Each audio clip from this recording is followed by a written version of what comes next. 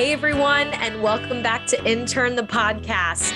Today, I'm really excited to have my good friend Alaina on as a guest. I'm excited for her to share some really great tips for people getting started on their career journey, folks that are already established and looking to make a change, and really just tips for recruiters as well. So let's go ahead and welcome Alaina. Hey, Alaina, thanks so much for coming on the podcast. Hi, Alyssa. Oh my gosh, my pleasure. Thank you so much for having me. I'm so excited. I am so excited too. I think this is going to be a great episode, and I know you have probably so many nuggets you can just drop on us today. Delicious nuggets. Yes, absolutely. Some delicious nuggets. I can't wait. So let's kick things off. Can you tell us a little bit about yourself and your background for my audience who doesn't know you as well as I do? Sure, of course. Well, first of all, again, thank you so much for having me on. I'm so thrilled to be here. And my name is Alaina. I'm a career counselor. I also am now a legal recruiter. And I've always loved theater, always loved Disney, always loved writing. So I get to now in my career sort of weave and blend those together as I work remotely with my legal recruiting. I have a flexible schedule that allows me to act part-time and be paid for it, which is mind-blowing. Ooh, yeah. Dream come true. And I also get to continue doing the work I love with career coaching, where I focus primarily on helping new and mid-level professionals who are feeling lost and stuck in their careers. I help them get to discover more about themselves so they can figure out what they really want to do with their personal and professional lives. And I give them strategies and support that they need so that they can actually find renewed purpose in life and get the jobs that they're looking for. I do that with young professionals, college students, recent grads, high school students, and also legal professionals who I primarily work with in my legal recruiting role. But I support them as they're figuring out their next step in the legal industry or transitioning out of it. That's amazing. I feel like you need a mic drop after all that. That is so cool. I love the way that you talked about like helping people navigate the next steps in their life. I think that's such a cool part of being a career coach and really getting to help people. So I can't wait for you to share more about that. We first met, Alyssa and I, when I was working at the University of Tampa in the Office of Career Services. I remember I think we might have been getting ready for either an event or a job fair, something like that. And Matt Batista, who we've also had on the podcast, yes. He was like, you have to meet Nichols. You are going to, they just knew because I love Disney. Yeah. I love acting, and you have such a bright, bubbly personality. I think I do too. Hopefully, I'm sure this podcast is going to coming across. This is going to be a very energetic podcast. Yes. I remember when we met, I was like, oh wow, like we click. And we worked together here and there at the University of Tampa. And then of course, we both ended up transitioning into different roles. Our life kind of took us in different directions. But when I saw that we stayed connected on social media, as our generation does. And when I saw that you were starting this podcast, and I was like, wow, like this was up my alley. Yeah. And I have been doing theater and writing, but I haven't been so much on social media or making content. And I really admire how you do that. I sincerely do. Like that is so cool because it takes time and it takes courage to put yourself out there. And I really admire that. So I just wanted to reach out to you and like learn more about how you do this. And it sort of spiraled into having me on as a guest. Yes. So it was just a natural next step. I was like just waiting for that to click. Because I knew, based on your career path, you were going to have a lot of really cool things to tell us today, but also a lot of really valuable advice to share. I've realized, ironically, with my master's degree being in career counseling and my work experience being in career coaching, like I've realized that life is about so much more than career and work.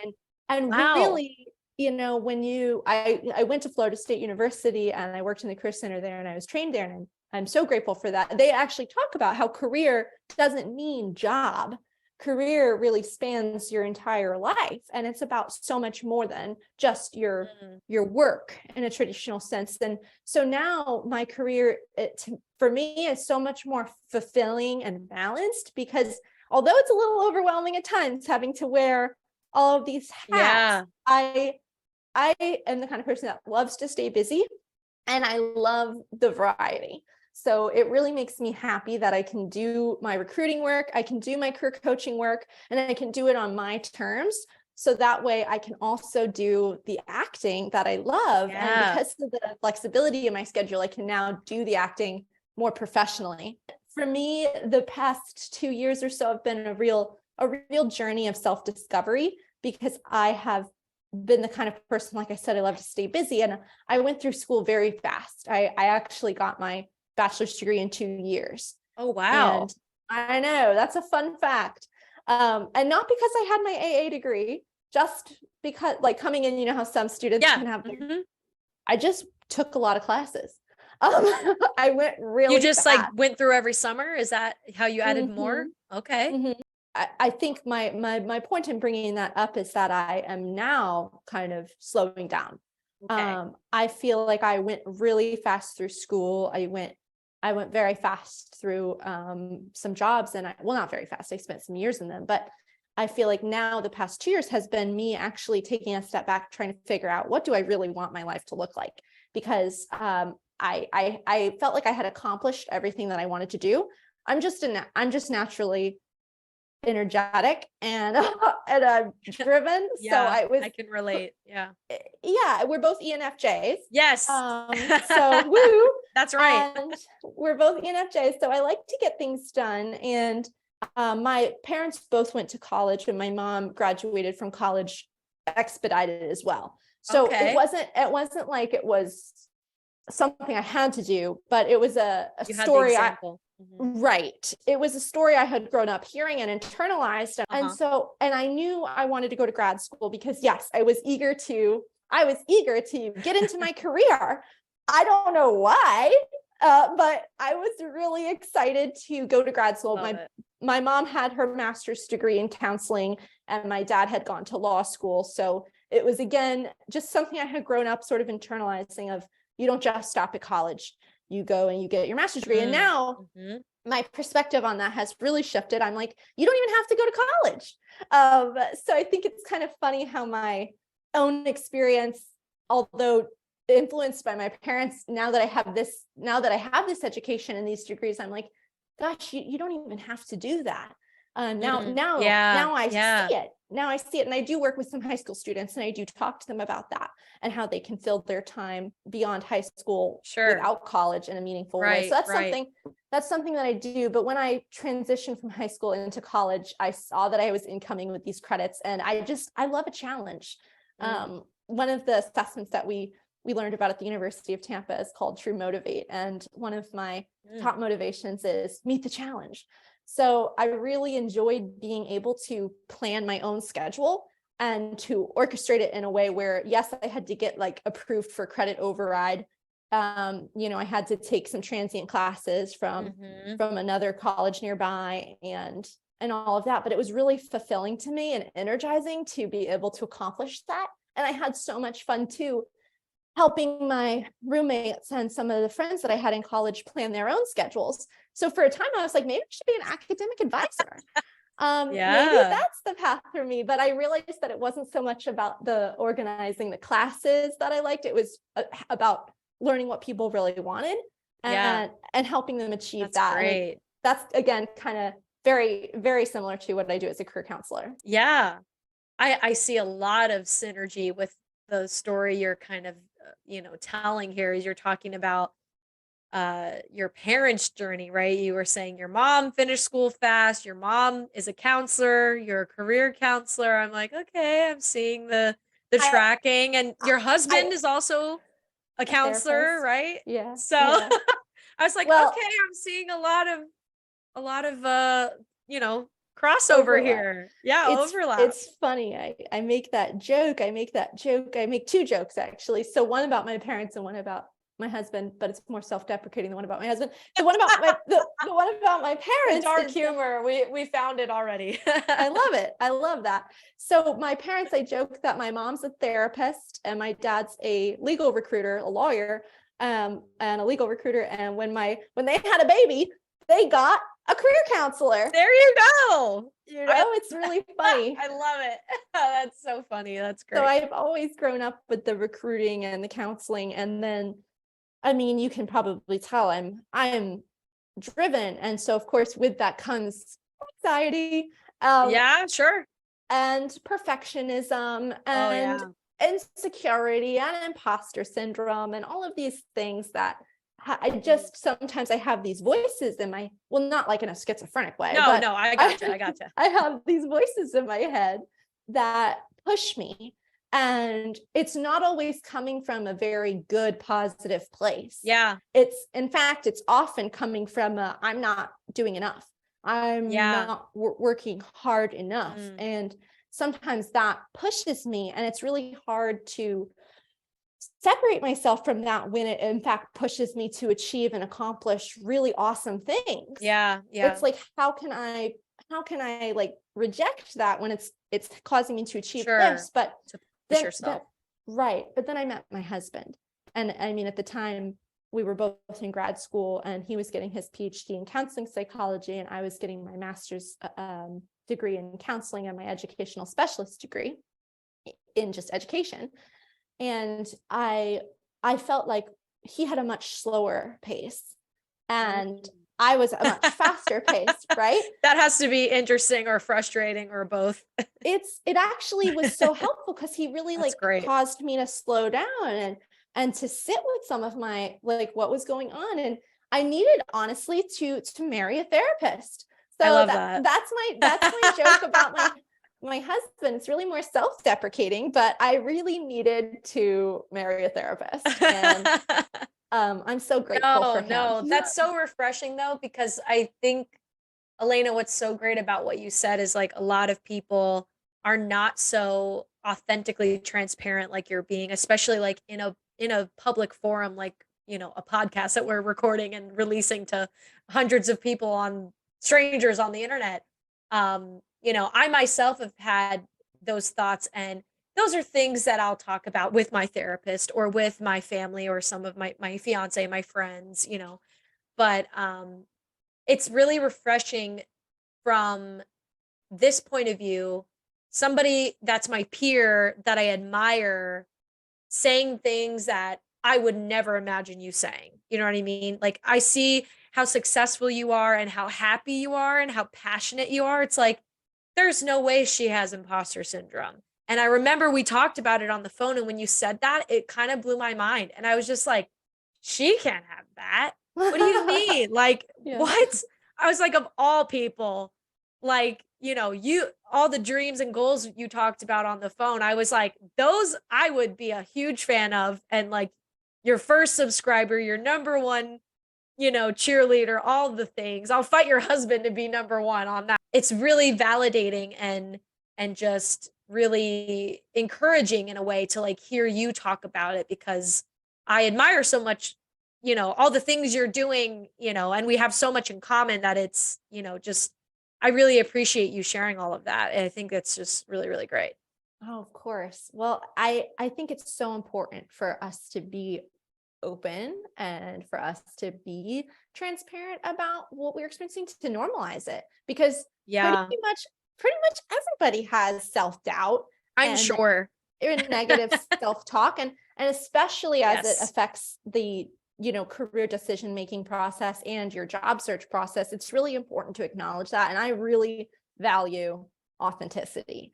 I think it's so, for me, like I'm such a genuine person that thank you. I struggle sometimes with sarcasm. Like I really do. I'm my God, I love that. Okay. I mean, and I had so much fun working at the University of Tampa, and that office, as you know, like everybody jokes, everybody has very sarcastic. You have a lot of people in there that can probably prey on gullibleness in a fun-loving way, though. So I know you talked about how quickly you were really just chasing that goal of getting your degree, but I don't think you said what you were studying. Can you tell us more about that? Sure. I actually decided to major in college in communications. And I say I actually decided that because for the longest time, I thought I would major in theater. I had been doing acting since I was maybe even before kindergarten, as I said, and I ended up going to an arts middle school and I majored in theater, and I went to an arts high school and I majored in theater. So I'd been doing acting forever and I love it. But I also felt like I need a real job. And I put that in Oh, yeah. quotations, a real Right, job, right, right, because right. what is a real Yeah, what job? is a real job? And what am I doing now? Is that even a real job? I don't know. But I felt so much support and encouragement from my family, from my parents. They always grew up, kind of that classic millennial sort of a vibe where it's like, you can do anything you want, you can do anything you want. But they also, let me know, hey, you do need to be able to take care of yourself. Right, right. And So maybe that's the definition of a real job, is something that pays your bills. But something acting can pay your bills if you get it right, So it could. I had a theater teacher when I was in my junior year of high school. We were in our set design class. We were in the scene shop. so cool. It was cool. The teacher of the class was like, close your eyes. He was like, picture yourself a couple years after college, because of course they assumed that we were going to college. And where are you? Are you living in the city? Are you waiting on tables, going to auditions, living in an apartment, picturing that? And then he was like, or are you living in a house with a white picket fence and you have Wow. a family? And that, for me, I mean, that's really an oversimplification of what those two different life paths look like. But it was very clear to me. I was like, oh, I don't want that. You didn't want the city, or you didn't want the white picket fence? I wanted the white picket fence. I wanted, which I don't actually have a white picket fence, but I do have, and the golden doodle and all the things that go with the white picket fence. Exactly. But that was a really powerful little activity that we did for me, because although my eyes were closed, I felt like it was very eye-opening. I realized, I love that. Such a writer. Look at that. I realized I don't want to live in the city. I don't want to have to wait on tables. I can only imagine. I'm very blessed that I was a face painter, party entertainer was my job in high school. I was did not work at Starbucks or anything. Yeah, that was awesome. That was a great job for me. And it was stressful, the kids and all of that, but it was not a service-based job in a restaurant industry. I can't imagine having to do that. And oh my gosh, yeah, that's not for me. I ended up studying communications in college. I actually was going in as a radio, TV, broadcasting major, and I changed my major at summer orientation to human communication, is what it was called, just the more broad one, because I looked at college as a way to keep doors open. Yeah. And I specifically wanted a very broad major, not radio, TV, broadcasting, not acting. I really wanted something that would open doors for me. And communications was a major that I was aware of from the art school that I thought looked really interesting. And I know the reason I love theater so much is because I love communicating with people, and I like doing it creatively, and doing it in a show is such a great way to connect and engage and tell a story. And the communication side of things was basically that, but not necessarily on a stage. And I found in my major that I really loved the psychology classes, like why do people communicate the way they do, social dynamics and cultural sort of influences around communication. And I also really enjoyed the creative aspects of the advertising and public relations classes too. So while I was in college, I completed an internship that was super impactful. I definitely cannot say enough about the importance of doing an internship while you're in college, because it truly is more so than the academic side of things that you learn in the classroom. It's those experiences that you gain and those relationships that you build outside of the classroom that are so pivotal in informing you. So I completed a marketing internship with a local arts organization, because of course I still love the arts. that was based on serving the community. And the marketing internship was with their children and youth arts program. So I was still getting to work with kids, which I love. I have my two brothers and I did the face painting in that. So I love kids. But I found that internship was less making advertising marketing. It was really like pre the boom of Instagram and everything. So it was less about that and more about helping with events. And I know you started as the wedding planner and all the event stuff. So, and I think we're very similar in that way. So I was like, wow, like, oh, I could do event planning. So I really helped a lot with event coordinating for that. And I really loved the Children and Youth Arts program. I loved being able to help with the events. So at the end of the day, that experience for me was really informative, but I felt like, maybe it's not the marketing and public relations that I want to do. It's still theater, it's still events, it's still educating children. And I knew that I loved so much the psychology side of my communications classes and the why behind people communicating the way that they do. So I interviewed for several grad programs in marketing and public relations, but I ended up choosing my graduate program at Florida State University that combined a Master's of Science in Counseling with an educational specialist degree, because it allowed me, again, it was kind of about going to grad school, in my opinion, closes more doors than undergrad in terms of opening doors. But I still wanted to leave as many doors open as possible. And the dual degree aspect of that program being both the Master's of Science in Counseling and an educational specialist degree really stood out to me. I ended up, of course, kind of following the next step sort of path that was presented after grad school to apply for jobs in higher education that focus on career counseling. I knew, though, that there was a part of me that still wanted to consider some other options. So while I was in grad school, I completed an internship in training and development. It's like learning and development, training and development. Yeah. And I did that in Tallahassee, and it was really awesome. I loved it. I loved the gamification. That's fun. It was so much fun to work with the professionals in the corporate setting.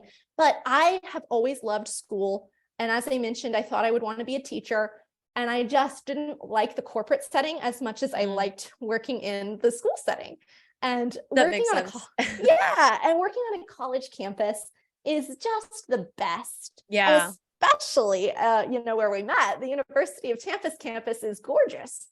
And so engaging and has so many programs and just so much that's focused around the students. It just has, it's so great. The Smart and Ready and all of that is just, it's, who wouldn't love all of the aspects of that? It's so great.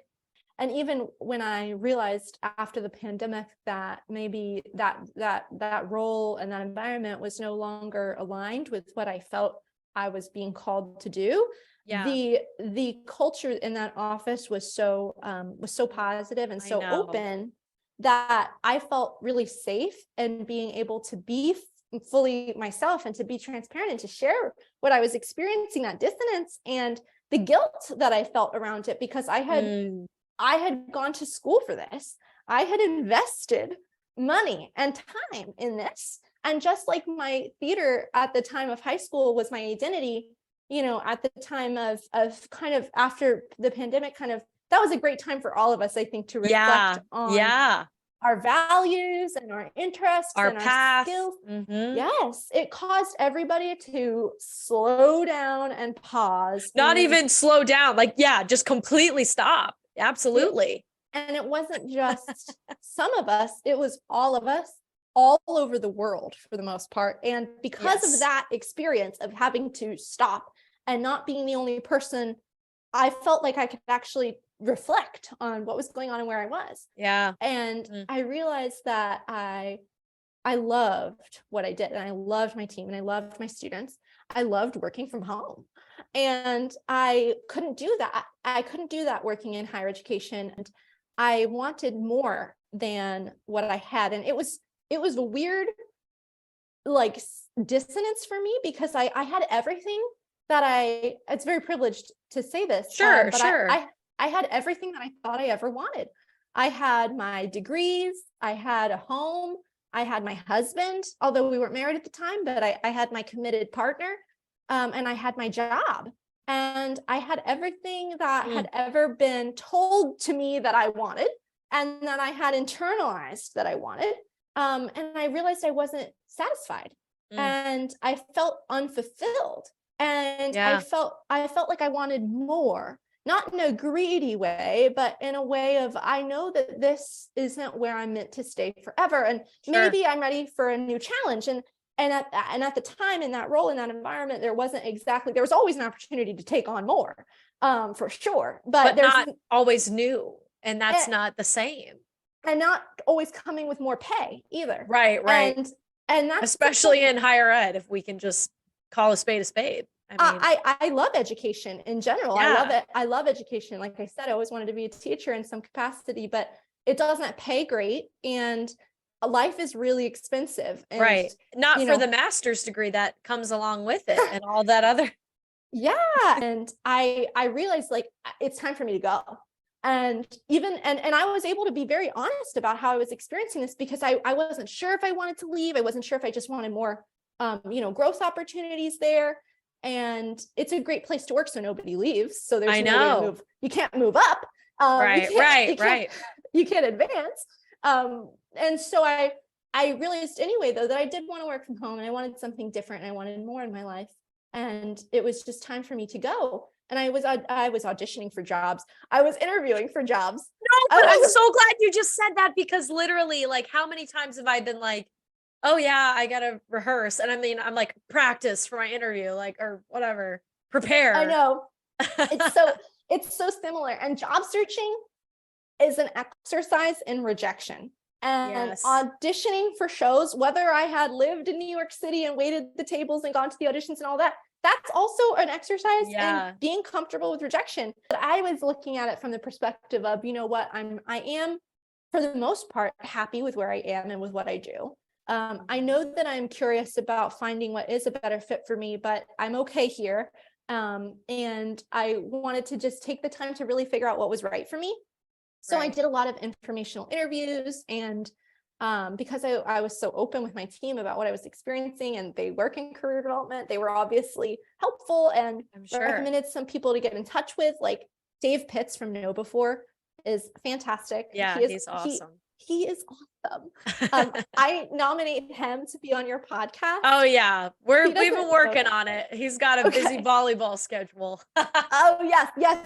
He loves his volleyball. Well, anyway, he was such an impactful person for me to speak to, and I spoke with lots of people, and I was on a little bit of a journey figuring out what I wanted to do, and I wasn't using my network, as you know, and as we recommend. Yes. And I was making it through to the final rounds with several jobs, and one in particular that I was like, I think I'll take that job. It was fully remote. It was career coaching. It was with a really cool company.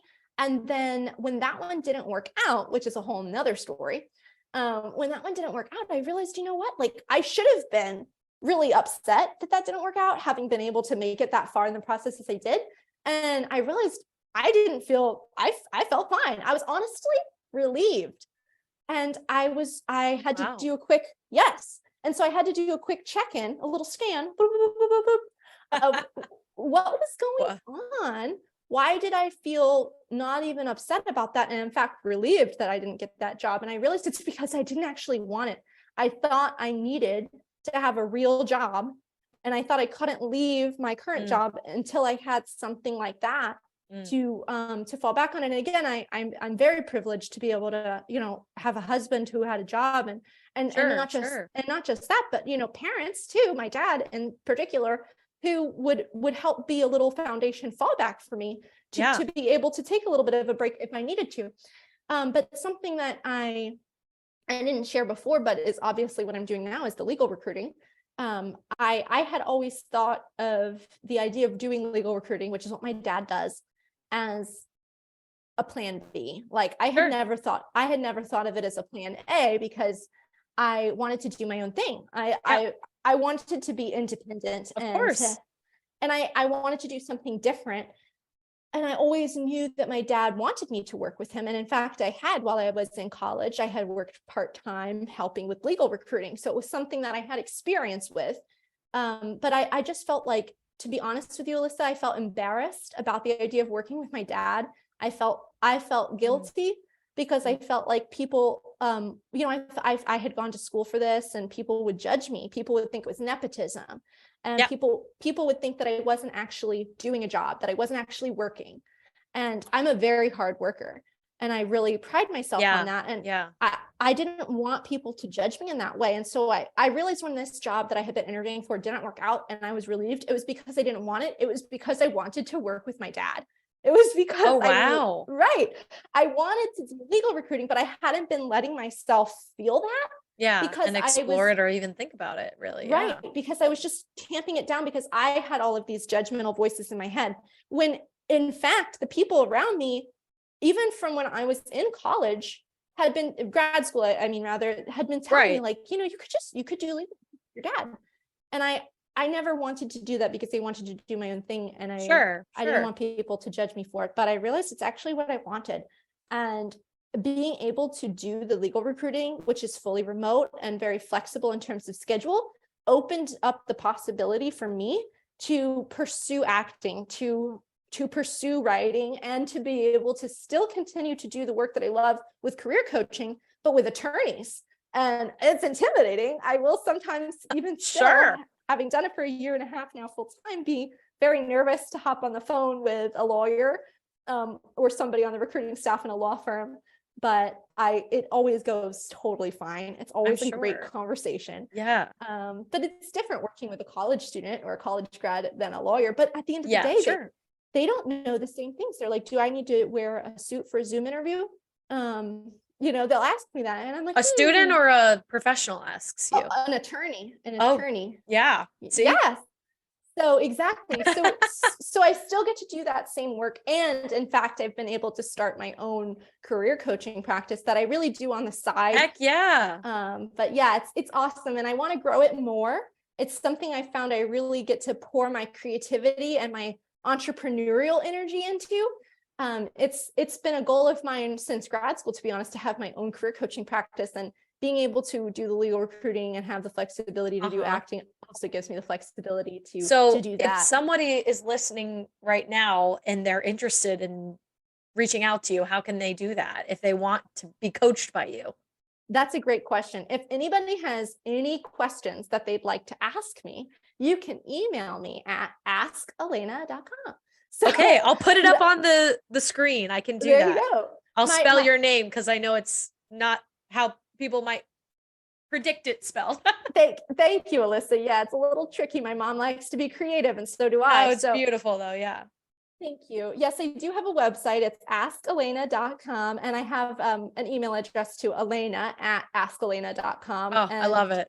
Thank you. So if anybody has any questions, they can ask Alaina. So, right now the climate is pretty crazy for anybody who's looking for a job. So what's the advice that you're giving when you're, recruiting on the legal side, when you're coaching people, when you're just chatting with, doing those informational interviews? What are some of the things that you would recommend people focus on in this kind of crazy climate we're in? I always tell people, whether they're an attorney or a current student, or they've graduated recently, or they've been out of school for some time now and in the workforce, that it takes time. It takes time and it takes energy. And it's normal and okay to feel dejected and disheartened or overwhelmed, because job searching kind of sucks. And it does. I think the best advice I can share is that, of course, networking, that is so important. It bears reiterating. And I think we've definitely spoken about that a lot. Yeah. So it's very, very important. But beyond that, it's also okay to acknowledge those emotions and those experiences that you're having, and that self-doubt, and maybe any of the negative self-talk, like, gosh, like, am I the right fit for this job? Or why would they even want to interview me? It's okay to have those thoughts and feelings. Just don't let them hold you back. Yeah. Find your motivation. Really think about your why. Why is it that you are looking for this job? Is it because you need to pay your bills? Because, life is expensive. And if that's the case, maybe we just need to get any job right now. And that's totally valid. Yes, absolutely. Some of the jobs at Target, I remember like pay better than the jobs in higher education. It's fair. So no judgment about that. And maybe you could have better work-life balance with a job like that for you to really pursue what does bring you joy and meaning. If you're looking for a job because you have a job right now, but it's not really fulfilling you and you want to find something that's a better fit, and you don't even really know what it is that you want. You don't know does it need to be something that you're passionate about? What are you passionate about? Then my advice for you would be to reflect a little bit on what are the things that bring you joy. And it can be hard if you're going through this job search process in this current climate right now, being as it is, it being so challenging. I tell the attorneys that I work with specifically, a lot of what we knew about the timelines with hiring for these law firms has changed dramatically. Wow. Post-COVID, like we don't even hear back from them. And it sucks for me as the recruiter to have to tell somebody, hey, we still haven't heard back from them. That's tough. It's really tough. And so I tell people, keep in mind why it is that you're looking for these jobs, and also engage in self-care. Make sure that for me, I love going for walks and I love listening to audiobooks and podcasts. So I listen to you, Alyssa, as I walk on Bayshore and I see dolphins, and it's great. so restorative. So I think when you're going through a job search process like this in this current climate, it's really important to remember why you're doing it. If you need a job to pay the bills, maybe transition to that as you still look for that ultimate career fit, and take care of yourself, because it's absolutely not easy. And reach out for help when you need it, because yes, it's so hard to do it alone. And you're not alone. There's so many other people out there that are looking for jobs and that are trying to figure out what they want to do. There's a lot of community online about that, and a lot of, like you're saying, content creators now that are kind of fostering community around that are making newsletters or podcasts or things like that around it. So definitely a lot of opportunity to lean on each other. I love that. And I love that you talked about self-care. I think that is definitely a big piece of this process, where some of those newsletters have pointed that out and said, like, if you can afford to take a break for a day of job searching, just stop, spend a day at the pool. We're in Florida. Like, just don't do anything job related for a day and see how you feel to go back to do it tomorrow. And can you afford to do a day? Probably. Maybe not a week, maybe not a month, but take some time off. And that was some of the best stuff I did when I was unemployed, was go on a camping trip and spend time with my family and do some of the things that didn't cost a lot of money because I wasn't making any money, but brought me a lot of peace and just comfort in the time where it's very uncertain and very scary and very stressful. So excellent advice to take care of yourself, because of course you can't pour from an empty cup, as I have said before. No, you cannot. So you said, as a zillennial here, you're on the cusp, you're right in the middle of the two. So, do you have a fun fact that kind of contradicts the fact that you're on the cusp here? It's something that maybe people wouldn't guess, just as a member of Gen Z or as a millennial, that people would never assume about you. Oh man. Oh gosh. Well, yes. So somewhere in between the Gen Z and millennial digital native era, I think people would probably guess at this point, because they said I don't really like social media that much. Like, I'm not very into technology. I'm probably better at it than some people. But sure. I think people would probably guess that at this point. So I don't use credit cards. And I know, so that's something that's such a random fact. I'm shocked. I have a credit card. Okay. But I'm like scared to use it because I love that. That's so responsible, though, that you're like, I just know this is safer to not. Right. And I took a financial algebra class and I did very well in it. And that's exactly why the teacher was like, take the microeconomics class. And then I did terribly. But I just don't know. And I remember learning, I think in college, about the Greatest Generation. Like they put money in their mattresses. They didn't trust credit cards. They didn't use credit. And I think for me, that is something. The banks, right. They don't trust the banks. And so I do not use my credit card, though I think I'm going to start trying to. So obviously, very quickly, we're transitioning into this next generation beyond Gen Z, Gen A, and it'll probably have a cute nickname as they give like every other generation at some point. That's going to be transitioning, into adulthood, probably not too far from now. So, do you have any particular words of wisdom that you'd want to give the next generation that's upcoming? I do. I do. Hear me, generation that's coming. I love Here. this. You need like a Yes. crystal ball the way that you're Learn from soothsaying right my now. Yes. I know that Gen A right now are children, right? So they're probably not even listening to this, but No, but their parents might be. maybe So. their parents. Yes, yes. So or their so employers to be. Yeah.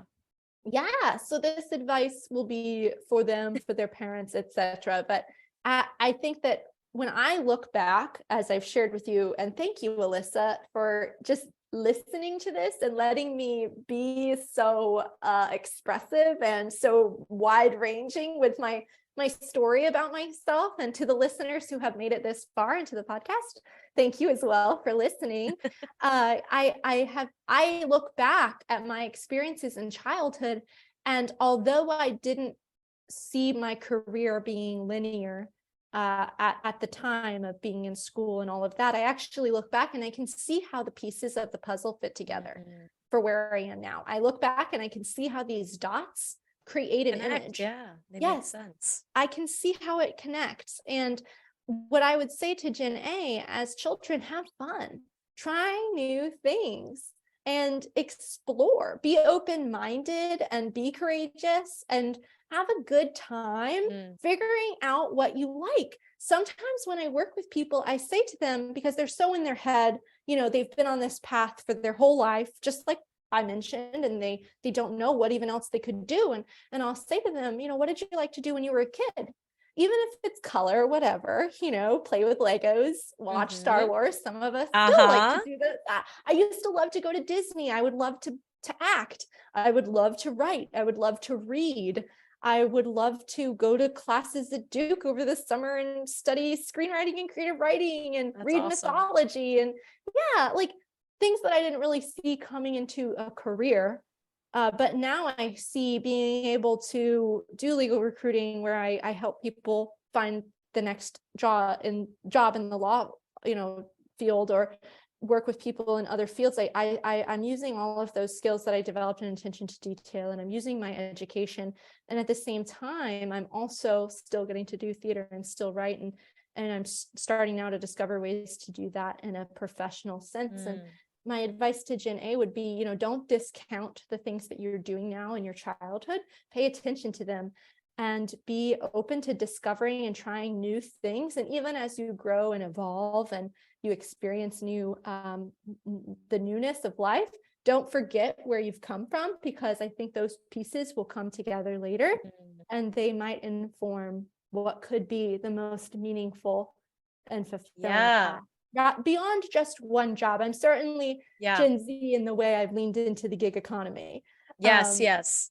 I think that the world is going to need Gen A, just like all of us, to be comfortable with rapid change. Yes. And to be self-sufficient and to be comfortable with uncertainty.